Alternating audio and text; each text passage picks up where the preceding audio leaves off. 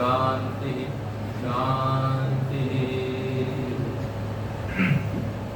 माता शक्ति उपस्थित बंधुओं, आर्य समाजवासी के समस्त पदाधिकारीगण, श्रावण का जो पहला रविवार था, संयोग से उस दिन भी मेरा ही नंबर था और ये श्रावण का आज आखिरी रविवार है। इस दिन भी संयोग से मैं ही उपस्थित हूँ और मैंने उस दिन निवेदन किया था कि ये श्रावण का मास और ये पूरी चातुर्मास की जो अवधि है, तब से लेकर आषाढ़ शुक्ल एकादशी से लेकर कार्तिक शुक्ल एकादशी तक का ये जो पूरा समय है, इसे चातुर्मास कहते हैं। और इस चातुर्मास में वर्षा ऋतु के होने से भिन्न भिन्न स्थानों पर अधिक वर्षा, कम वर्षा, परंतु ये चारों महीने जो हैं वो कृषि आदि के कार्य इसमें बहुत ज्यादा नहीं हो पाते। प्राचीन काल में और आज भी व्यापार के कार्यों में भी अनेक प्रकार की बाधाएं वर्षा आदि के कारण से होती हैं। अभी मैं कल रात को 1 बजे घर पहुंचा। उत्तर प्रदेश में ट्रेनिंग थी, उसके लिए गया हुआ था 20 तारीख से, और वहां इतनी वर्षा के कारण से नदियों में उफान है कि डूबे पड़े, शहर के शहर डूबे पड़े। समाचार पत्रों में आप लोग देखते होंगे पहाड़ों पर बहुत सारी स्लाइडिंग हो रही है। तो ऋषियों ने ये व्यवस्था दे दी कि इन 4 महीनों में हम लोग क्या करें, ज्ञान वृद्धि करें, स्वाध्याय करें, और बाकी के 8 महीने खूब व्यापार करें, उद्योग करें। तो ये लोग भी ठीक बना रहे और परलोक भी सुधर जाए, ऐसी व्यवस्था हमारे ऋषियों ने हमको दी। और मैंने इसीलिए निवेदन किया था कि हम लोग स्वाध्याय की एक नियमित परंपरा बनाएं, क्योंकि कोई भी वो कार्य जो अनुशासित नहीं होगा, जो नियमित नहीं होगा, उसमें सफलता मिलने का जो चांस है वो कम हो जाए। और कोई भी छोटे से छोटा कार्य भी अगर संयमित ढंग से किया जाए, नियमित ढंग से किया जाए, अनुशासित ढंग से किया जाए, तो वही कार्य आपको महान लक्ष्यों की प्राप्ति कराने वाला। तो इसलिए हम अपना नियम निर्धारित करें कि हमें स्वाध्याय करना है, नियमित करना है और अनुशासित होकर के करना है। और जिस दिन आप इस बात को अपना दृढ़ संकल्प के साथ में कर लेंगे, उस दिन से मान लीजिए आपके लिए स्वाध्याय का समय निकालना आसान हो जाएगा। प्रतिदिन आजकल तो बड़ी अच्छी सुविधा हमारे हाथ में है, बिना किसी को डिस्टर्ब किए भी आप पढ़ सकते हैं। आपको पूरे घर की बत्ती जलाने की जरूरत नहीं है ना। ये छोटा सा जो हमारे हाथ में आजकल सबके पास रहता है मोबाइल फोन, इस पे आप सैकड़ों किताबें डाल लीजिए और थोड़ा थोड़ा स्वाध्याय जब आपको समय मिले, बैठ करके, लेट करके, जब भी थोड़ा बहुत एंटरटेनमेंट भी कीजिए, रील वील घुमाइए, एक्सप्लोर कीजिए, मनाही नहीं है, लेकिन थोड़ा समय निश्चित कीजिए कि हम स्वाध्याय भी करें। इससे क्या होगा, देखिए मानव जीवन के इतने लंबे इतिहास में जब से मनुष्य का इस संसार में आना और समझना हुआ है, तब से लेकर आज तक 3 ज्वलंत प्रश्न मनुष्य मात्र के सामने खड़े हुए। और संपूर्ण मानव जाति की संपूर्ण व्यवस्था ठीक हो सकती है अगर मनुष्य इन 3 प्रश्नों का उत्तर खोज ले, समझ ले और उसके अनुसार अपने जीवन के व्यवहारों को बदल ले। कौन से 3 प्रश्न है, आपके बीच में अनेकों बार मैं कह चुका हूं। कौन कौन से 3 प्रश्न है? पहला प्रश्न है, मैं कौन हूं? इस संसार के अंदर लोगों को ये पता ही नहीं है कि आप हैं कौन। और जब तक इस प्रश्न का उत्तर नहीं मिल जाता तब तक हमारे जीवन की दिशा ठीक नहीं होती। आप कुछ भी कर लीजिए, लेकिन जब तक आपको ये पता नहीं चल जाता है तब तक आप अपने जीवन की दिशा को ठीक नहीं कर सकते, क्योंकि आपको महत्व ही नहीं पता उसका। एक कहानी सब लोगों ने सुनी होगी। एक बार एक व्यक्ति को रास्ते में एक पत्थर पड़ा मिल गया, चमकदार पत्थर था। तो उसने सोचा कि चलो भाई इस पत्थर को बेच करके आज की रोटी की व्यवस्था हो जाए। तो वो लेकर के कबाड़े वाले के पास चला गया। कबाड़े वाले ने उस पत्थर को देखा, बोले पत्थर तो थोड़ा अच्छा लग रहा है देखने में, लेकिन मैं तो इसके 50-100 रुपए दे सकता हूँ वजन के हिसाब से। नहीं 50 तो नहीं, कुछ तो ज्यादा दो। बोले ज्यादा चाहिए तो साहूकार के पास चले।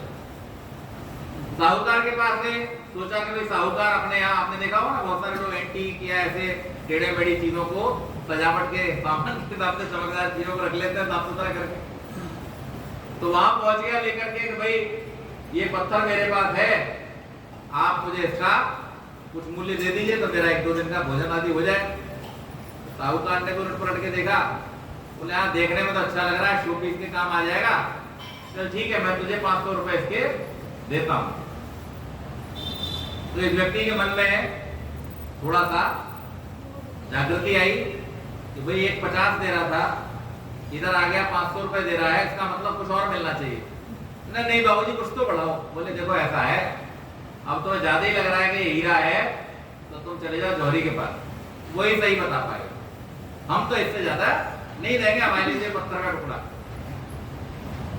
उससे सलाह मिली, जौहरी के पास चला गया, और जब जौहरी के पास में पहुंचा तो जौहरी ने ज्यों हाथ में लिया तो हाथ कपकपाने लगे। उसने बोले इतना बड़ा हीरा, बोले इसका मूल्य तो मैं तुम्हें नहीं दे सकता, मेरी सारी संपत्ति भी अगर मैं बेच करके तुम्हें इसका मूल्य देना चाहूं तो भी नहीं दे सकता, लेकिन फिर भी जो मेरे पास है वो मैं तुमको दे दूंगा। और उस जौहरी ने उस हीरे को तराश करके और ज्यादा कीमती बना लिया।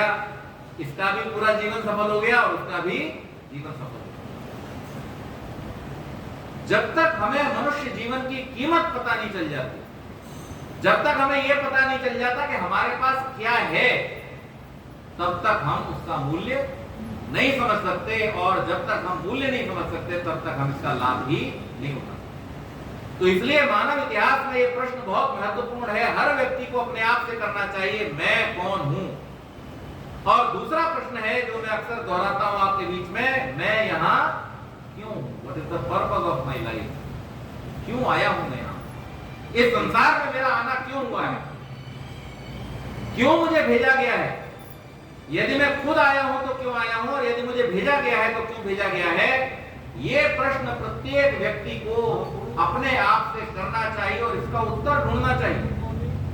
और जब तक आपको आपके आने का पर्पस पता नहीं चलेगा तब तक भी आपके जीवन का पूरा लाभ आप नहीं उठा सकते। यहां कोई व्यक्ति आए और यहाँ की साज सज्जा सजावट देखने में लग जाए, लेकिन इसे यज्ञशाला में आकर के न बैठे, सत्संग न सुने, तो क्या वो पूरा लाभ ले पाएगा आर्य समाज में आने का? नहीं ले पाएगा। आर्य समाज में आने का जो विशेष लाभ है, जो पूरा लाभ है, वो कहाँ है? वो इस यज्ञशाला में, जहाँ सत्संग होता है, जहाँ वेद की कथा होती है, वहां पर बैठ करके उसका श्रवण करके ही आपको मिलेगा। बाकी सब चीजों को देख करके आप चले भी जाएं तो आप बाहर जाके क्या कहेंगे, भाई हम गए तो थे आर्य समाज, हमें तो कुछ ऐसा खास।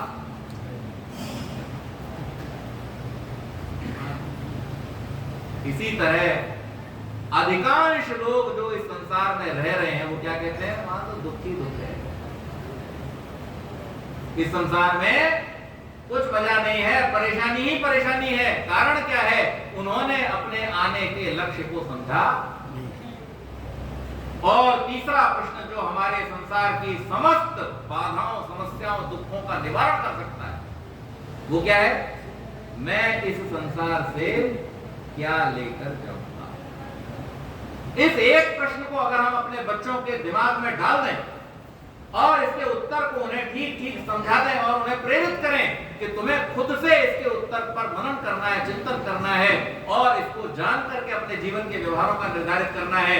निश्चित मान लीजिए ये एक प्रश्न का उत्तर आपके समाज की सारी कुरीतियों को, सारी अव्यवस्थाओं को, सारी दुर्वस्थाओं को, सारे भ्रष्टाचारों को, सारे दुराचारों को समाप्त कर सकता है।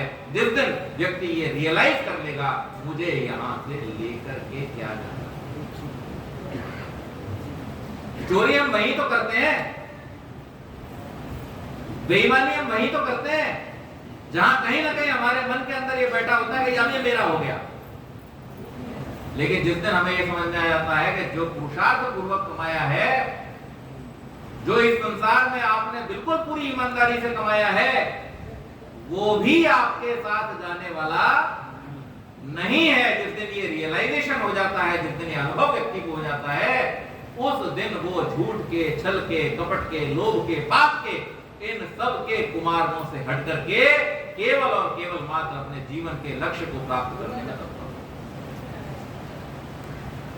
लेकिन ये सारे के सारे जो प्रश्न हैं, ये ज्वलंत प्रश्न जो मानव इतिहास में अभी तक जस के तस खड़े हुए हैं, इन प्रश्नों का उत्तर मिलेगा कहां से?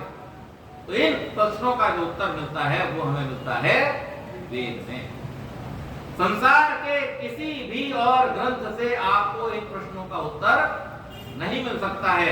और जिन साहित्यों को आर्ष साहित्य कहा जाता है, अर्थात जो वेद के सिद्धांतों से जुड़े हुए ऋषिकृत ग्रंथ हैं, उन सब ग्रंथों में भी ऋषियों ने बार बार पुकार करके यही कहा है कि हमने जो कुछ भी जाना है वो वेद के सिद्धांतों से ही प्रमाणित किया है, वही हमारे लिए परम प्रमाण है। ऋषि मनु इस बात को लिख देते हैं बड़े अच्छे शब्दों में। क्या कहते हैं?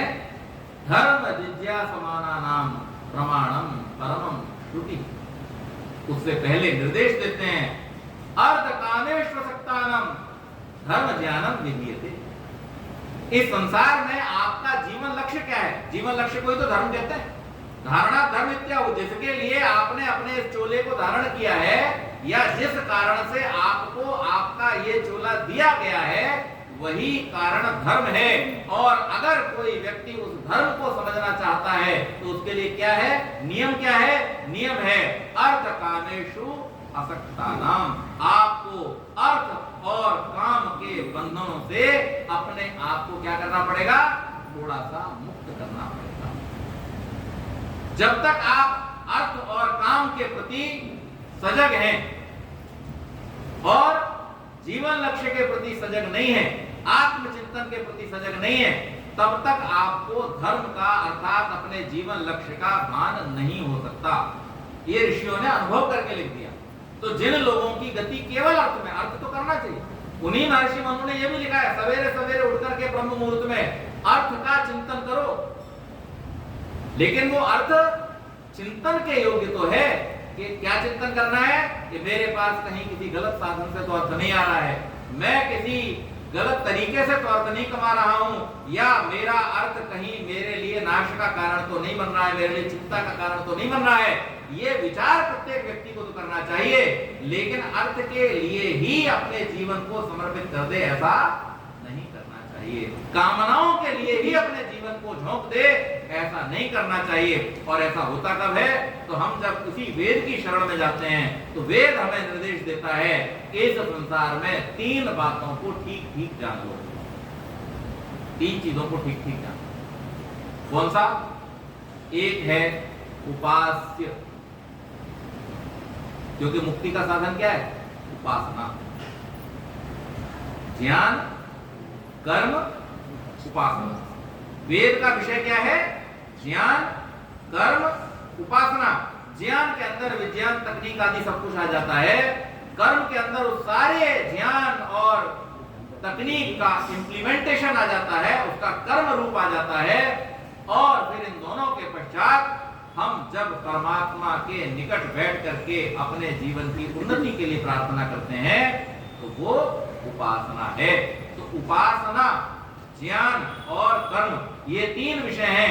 तो उपासना करने के लिए क्या आवश्यक है? जो लक्ष्य है उपासना करने के लिए पहले आवश्यक ये है अपने उपास्य को जानना।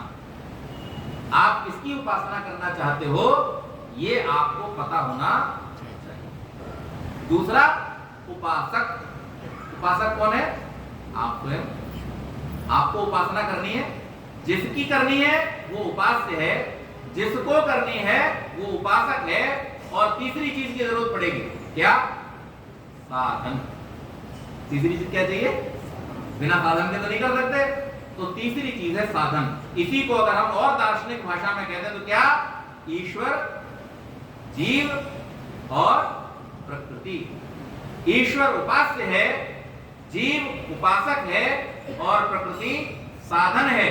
परमात्मा ने इस प्रकृति के तत्वों से आपके शरीर की रचना की है और ये शरीर ही आपका क्या है? साधन है। किसका? यही भूले हो। ये शरीर किसका साधन है? उपासना का साधन है, अर्थात परमात्मा की प्राप्ति का साधन है। इसके अलावा इस शरीर का और कोई उद्देश्य है ही नहीं। शरीर माध्यम खलु धर्म साधनम।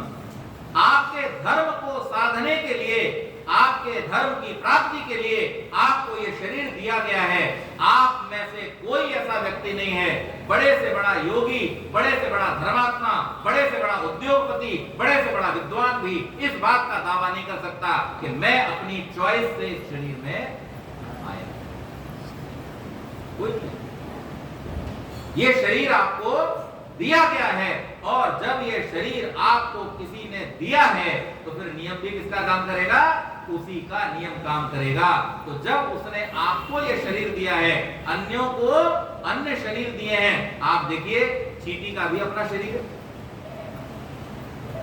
कल एक सज्जन है, फेसबुक पर काफी एक्टिव रहते हैं, तो वो लोग एक मछली दिखा रहे हैं। आप जानकर के आश्चर्यचकित रह जाएंगे, शायद आप में से कुछ लोगों ने देखा भी हो।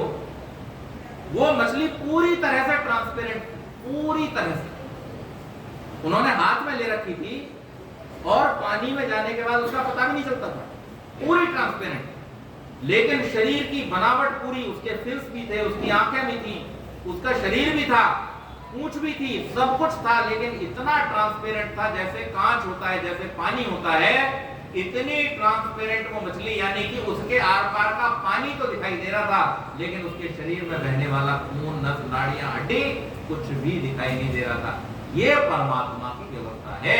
तो उसने चींटियों को भी पूरा शरीर दिया है, मछलियों को भी पूरा शरीर दिया है, कीट पतंगों को भी पूरा शरीर दिया है, जमीन पर चलने वाले, रेंगने वाले, उड़ने वाले सब प्रकार के पशु, पक्षी, प्राणी, जलचर, स्थलचर, नभचर, सबको उसने पूर्ण शरीर दिया है। किसी के शरीर में कोई कमी नहीं है, लेकिन आपको उसने एक विशेष शरीर दिया है और ये विशेष शरीर एक विशेष प्रयोजन से दिया है। आपको केवल इस संसार में आकर के अपने प्रारब्ध का फल ही नहीं भोगना है, बल्कि आपको इस संसार से छूट जाने का उपाय भी करना है। और इसलिए जो मनुष्य इस संसार में मनुष्य के रूप में आकर के छूटने का उपाय नहीं करता है, वो घोर अंधकारमयी लोकों में, असुरिया नाम ते लोका अंधेर तमसा तांस्ते प्रेत्या विगच्छन्ति एके चात्महनो जनाः। आत्महनन करने वाले लोग, आत्महनन का मतलब शरीर को समाप्त करना नहीं है वेद की भाषा में कि आपने जो अखबार में पढ़ा होगा सुसाइड कर लिया, जाकर के समुद्र में कूद गए, रेल के सामने आ गए, शरीर समाप्त कर लिया तो आत्महत्या हो गई। वो आत्महत्या नहीं है, वो शरीर की समाप्ति है। आत्महत्या वेद कहता है कि जिस मनुष्य ने इस संसार में आकर के अपने जीवन लक्ष्य को प्राप्त करने का प्रयास नहीं किया, वो वास्तव में आत्महत्यारा है। और ऐसे आत्महत्यारे को घोर अंधकारमयी लोकों में जाकर के भटकना पड़ता है।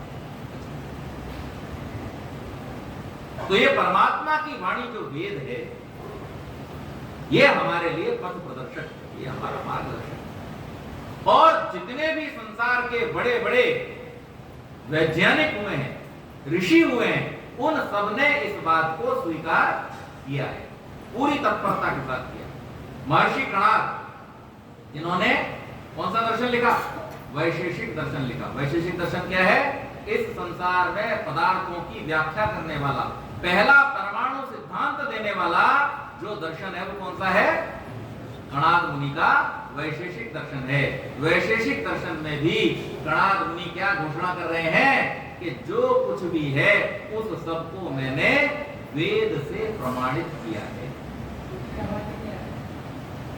और इसी प्रकार से W.B. ब्राउन, जिनको रॉकेट साइंस का क्या कहा जाता है?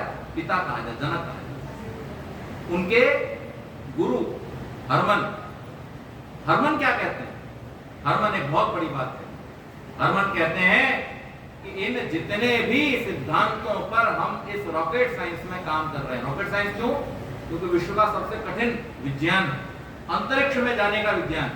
उस विज्ञान के जनक का भी गुरु क्या कहता है कि मैं इस बात को निसंकोच कह सकता हूं, बिना किसी प्रकार के लाग लपेट के कह सकता हूं कि जो कुछ भी हमने सीखा है उसमें वेद के सिद्धांतों का हम अनुसरण कर रहे हैं। वेद में इन सिद्धांतों का अनुसरण है। तो चाहे परमाणु विज्ञान हो, चाहे आर्यभट्ट हो, जिन्होंने ज्योतिष और गणित के ऊपर इतना बड़ा काम किया, वो भी यही कहते हैं कि हमने ये सारे सिद्धांत कहां से लिए हैं? वेदों से लिए हैं। और चाहे जीवन की संपूर्ण व्यवस्था और अनुशासन का वर्णन करने वाले महर्षि पतंजलि हो, वो भी क्या कहते हैं योग दर्शन में, योग शास्त्र को लिखते हुए वो भी कहते हैं सबका प्रमाण क्या है? वेद ही है। महर्षि मनु, जिन्होंने मानव धर्म शास्त्र लिखा, वो भी कहते हैं प्रमाणम परमम श्रुति। और न्याय दर्शन के लिखने वाले महर्षि गौतम भी इसी बात को कहते हैं कि वेद ही परम प्रमाण है, वेद से ही प्रमाणित होता है। तो ये जो वेद हैं ये केवल मात्र ग्रंथ नहीं है। दिक्कत वहां शुरू हो जाती है जहां पर हम वेद को ग्रंथ कहना शुरू कर देते और समझना भी शुरू कर देते। देखिए, सामान्य ग्रंथ, सांसारिक ग्रंथ और वेदों में एक बहुत बड़ा अंतर है जो सदा रहेगा। बाकी सारे ग्रंथ कौन से हैं? अनुभवजन्य हैं। ऋषियों ने वेदों को पढ़ के जो अनुभव किया वो ऋषिकृत ग्रंथ है। सामान्य मनुष्य ने संसार को देख करके जो अनुभव किया वो मानवकृत ग्रंथ है। परंतु वेद क्या है? वेद ईश्वरकृत ग्रंथ है। और इसलिए वेदों की तुलना किसी और ग्रंथ से की ही नहीं जा सकती है।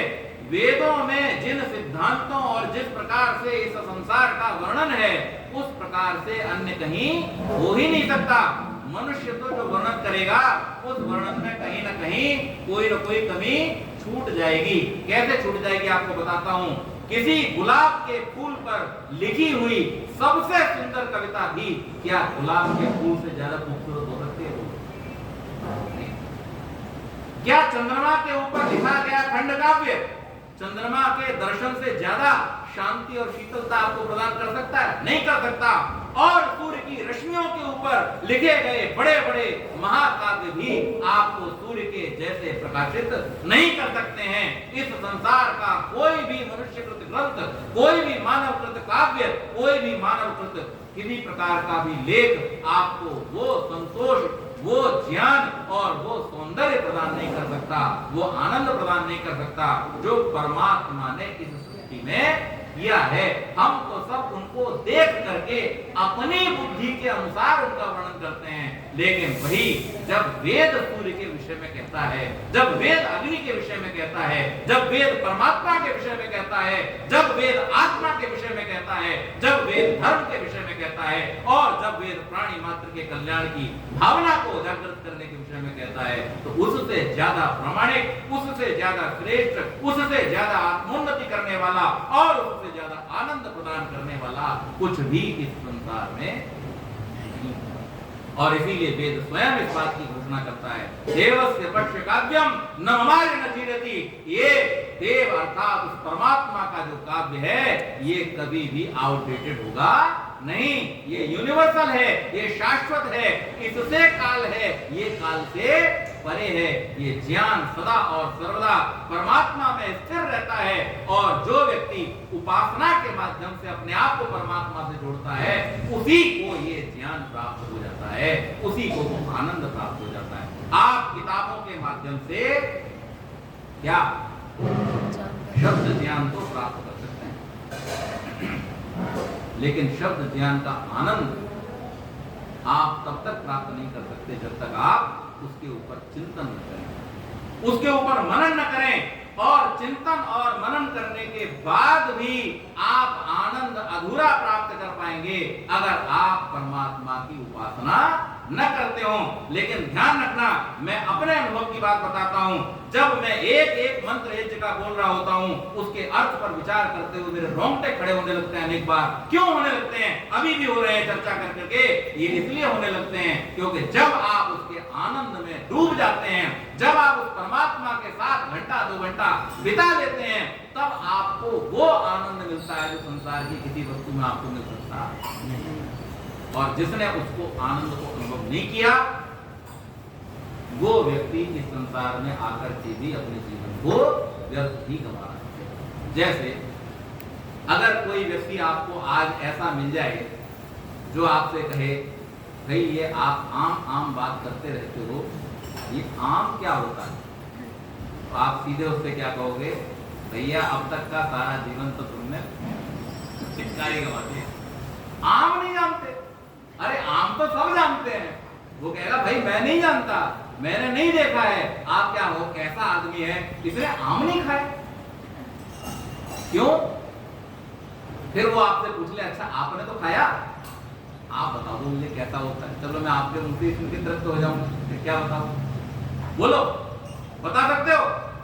अगर मैं आपसे पूछूं दशहरी आम कैसा होता है, चौसा आम कैसा होता है, लंगड़ा आम कैसा होता है, हाफूस आम कैसा होता है, उसके स्वाद का वर्णन करो, करके दिखाओ। भाई सबने खाया है ना, पिछले 4 महीने खूब आम खाया अप्रैल से लेके अब तक। कोई एक व्यक्ति वर्णन करके दिखा दो और मुझे समझा के दिखा दो कि हाफूस आम कैसा होता है, लंगड़ा आम कैसा होता है, दशहरी आम कैसा होता है, चौसा आम कैसा होता है। कोई उसको समझ भी ले तो फिर समझा नहीं सकता। जो उस हद पर पहुंच जाता है वो खामोश रहता है। आपकी जुबान पर अपने आप ताला लग जाता है। ये बोलना पटर पटर कब तक है मालूम है? ये तभी तक है जब तक आप ऊपर ऊपर तैर रहे हो। जब आप गहरे उतरते हो, जब आप उसके अर्थ पर चिंतन और विचार करते हो, जब आप परमात्मा के बनाई इस सृष्टि को अपनी दृष्टि से देखते हो और फिर उसके प्रति कृतज्ञ होते हो, उसका धन्यवाद करते हो, उसके प्रति अपने मन में आभार का भाव लेकर के आते हो, उसके गुणों का वर्णन करते हुए जब अपने आप को उसके साथ में जोड़ देते हो, तब आपको जो आनंद प्राप्त होते हैं उनकी तुलना में इस संसार के सब आनंद बहुत उथले दिखाई देते हैं, बहुत छोटे दिखाई देते हैं। उसके बाद ये शरीर के कष्ट कुछ नहीं रह जाते, ये शरीर के बंधन भी कुछ नहीं रह जाते। आपके मन में बस एक ही भाव तैरता है, वो है आनंद। जीवन की परिस्थितियां चाहे कैसी भी क्यों ना आ जाएं, लेकिन आप कभी उसमें परेशान नहीं होते हो। ये शक्ति अगर आपको कोई देने की सामर्थ्य रखता है तो वो परमात्मा ही है। एक कंपनी है जिसका नाम है बायजूस, सबने सुनी होगी, सबके घर में बच्चे पढ़ते हैं, हमारे बच्चे भी पढ़ते हैं। 17,265 करोड़ का टर्नओवर था, आज माइनस में चला गया। और बहुत लंबे समय में नहीं, 2-3 साल में वहां पहुंचे और एक झटके में नीचे। इसीलिए वेद का मंत्र क्या कह रहा है? धनम कस्य मां कृधा। अरे भैया लोभ मत कर, ये धन तो आज तक किसी का हुआ और ना ही कभी होगा। जिस दिन इस संसार से बैगेज बन के जाने लगे, आप निश्चित मान लीजिए उसके 1 साल के अंदर अंदर ये दुनिया खत्म हो जाएगी। ये दुनिया चल ही केवल इस कारण से रही है कि यहां से कुछ लेके जा नहीं सकते। जिस दिन ये फैसिलिटी मिल गई आपको, अरे इरादे देखिए, जिन्हें जमीन पर रहने की तहजीब तक नहीं, उन्हीं का ये तकाजा है कि आसमान ले लो। आज बड़े बड़े जो उद्योगपति लोग हैं वो क्या कह रहे हैं? हम दूसरे ग्रहों पर रहने की व्यवस्था करेंगे, लोगों को यहां से वहां। अरे भैया जमीन पे रहना तो सीख जाओ। आपने जमीन पे रहना सीख लिया क्या? आपको इस जमीन पर रहने का तरीका आ गया क्या? आज भी आप इस जमीन पर रहने का तरीका नहीं सीख पाए। दुर्भाग्य की बात है, जिसके लिए परमात्मा ने ज्ञान आदि समस्त चीजों की व्यवस्था की, जिसके लिए परमात्मा ने वेदवाणी दी, आज पूरे सृष्टि के लिए अगर सबसे बड़ा खतरा कोई है तो वही मनुष्य है। छोटी से छोटी चींटी से लेके बड़े से बड़े हाथी और व्हेल जैसे जीवों से भी इस प्रकृति को किसी प्रकार का खतरा नहीं है। अगर कोई भी व्यक्ति को, अगर कोई भी प्राणी इस संसार के लिए, सृष्टि के वातावरण के लिए, इस पूरे वातावरण के संतुलन के लिए आज खतरा बना हुआ है, सबसे बड़ा सबसे छोटा नहीं, एकमात्र खतरा, वो थ्रेट क्या है? मनुष्य है। दूसरा क्यों भेजा गया था आपको और किस काम में लग गए? तो इन सब बातों पर विचार करना बहुत आवश्यक है। और ये विचार करने का सामर्थ्य अगर हमको कोई देता है तो वो वेद वाणी देती है। इसलिए हम रोज कहते हैं स्तुता मया वरदा वेद माता प्रचोदयन्ताम। क्या क्या मिलेगा? पावमानी द्विजानाम आयु प्राणम प्रजाम पशुम कीर्तिम द्रविणम ब्रह्म वर्चसम। और चाहिए क्या? लेकिन आगे परमात्मा क्या कह रहे हैं?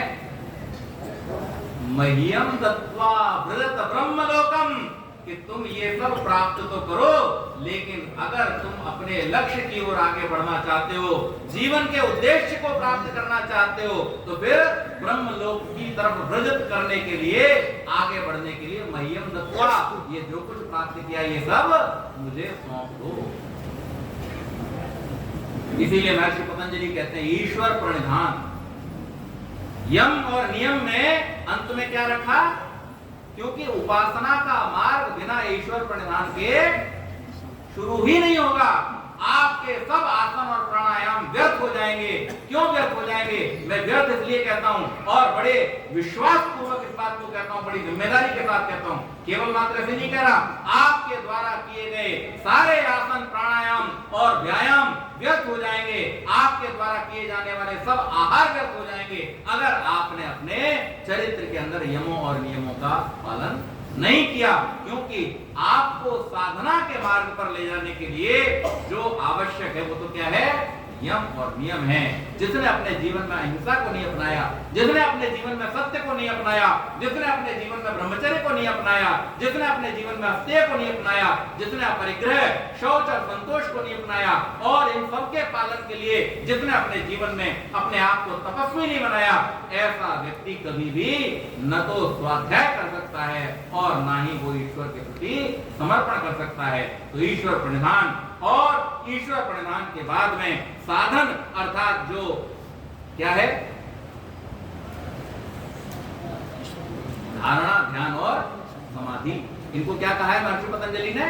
साधन कहा है। उसका आपको तभी ज्ञान होगा, उसका आपको तभी अनुभव होगा जब आप अपने जीवन में उपासक। इसलिए परमपिता परमेश्वर को जानने के लिए वेद हमारी माता है। और वेद को माता क्यों कहा है? क्योंकि माता ही हमारे पिता से हमारा ठीक ठीक परिचय कराती है।